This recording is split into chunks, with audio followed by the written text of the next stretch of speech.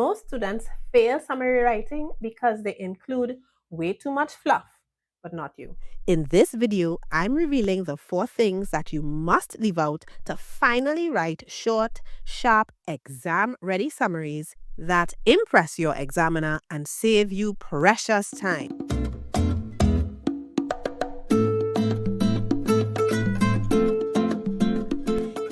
If you've ever rambled, panicked, or lost marks, this lesson is your rescue mission. Let me start by asking you something. Have you ever had something important to say, but your thoughts weren't completely clear, so you just rambled? And because you rambled, you lost your listener? Yeah, we've been there. And that's exactly what happens when you write a messy summary. CSEC wants to see that you can identify the main points and ignore the rest. That's it. And once you get the hang of it, summary writing becomes a whole lot easier. So to make things simple, I've got a list of 4 things that you absolutely must leave out of your summary for CSEC. Once you can spot these, you're golden. Let's start with the first one, statistics. You do not need to include statistics in a summary. Writers usually use statistics to support or illustrate their main point or idea in the piece of writing. Now, just to be clear, I'm not saying ignore the idea behind the statistic. I'm saying ignore the actual number. Let me give you an example. If a passage says 76% of teens in San Fernando, Trinidad prefer South Park Mall to C3 Mall, what do you think matters more? The number or the idea? It's the idea. The statistic is there to support the writer's point, but in your summary for exams, you just say something like most teens prefer South Park Mall. Easy. Statistics can show up in different forms. Percentages, like we just saw, but also figures like 7 out of 10 real football fans prefer Barca over any other team. The artist's video got 6,500 views in 1 hour. Again, just report the idea. Leave out the number. Same goes for fractions, like 3/4 of students preferred online classes. You guessed it. Just say most students preferred online classes. Now, on to number 2. The second thing you must leave out of your summary is any form of example, whether it's an analogy, an illustration, or a specific list. Let's break that down. Examples are everywhere in CSEC passages.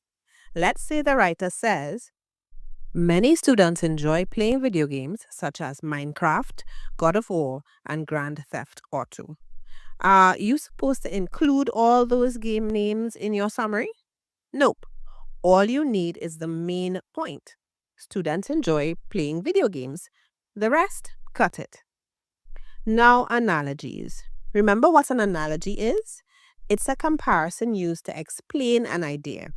It is a comparison in which an idea or a thing is compared to another thing that is quite different from it. For example, life is like a race. The one who keeps running wins, and the one who stops to catch a breath loses. That's a creative way to say persistent people are more likely to succeed. It helps you understand the point, but in your summary, it's not needed. Here's another one. Just as a sword is the weapon of a warrior, the pen is the weapon of a writer. Nice image, right? But don't be tempted. I know it's tempting to put it in, but that type of wording is not necessary for your CSEC summary, and it is not what summaries are for. So the bottom line, stick to the ideas, not the extras. Summaries are about getting to the point, no fluff, no flair. All right, let's move on to number 3. And this one's a big one, figurative language. These are your metaphors, similes, hyperboles, all those juicy literary devices that make writing come alive. But guess what? They've got no place in your CSEC summary. Phrases like slept like a rock, light as a feather, or cream of the crop are fun to say. But if you see them in that CSEC passage, do not write them in your summary. Instead, look for what the figurative language means and rewrite it in your own simple, clear words. So, slept like a rock could become slept soundly, light as a feather is just light, and cream of the crop is just best. We'll go into more detail on how to put a passage into your own words in a future lesson, so stay tuned for that. Now, finally, number 4, direct speech. Just look for quotation marks. So, just in case you forgot, direct speech is a sentence in which the exact words of a speaker are reproduced within speech marks. Speech marks are also known as quotation marks or inverted commas, and we do see it pretty frequently in CSEC past papers, such as this one right here. If the passage says something like, "You'll never guess what I just saw," our teacher has a broomstick and a black pointy hat in the back of her car, said Krista excitedly. That's direct speech. Your job?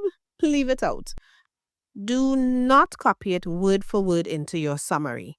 Instead, rephrase it with your own words. You might say, Krista excitedly shared something surprising. It captures the meaning without repeating the dialogue. That's the key. All right, time to recap. Here are the 4 things you should leave out of your summary. 1. Statistics. 2. Examples, analogies, and illustrations. 3. Figurative speech. 4. Direct speech. And here's the bigger picture, something I want you all to remember. Summary writing isn't just for the exam. These skills are useful in real life too.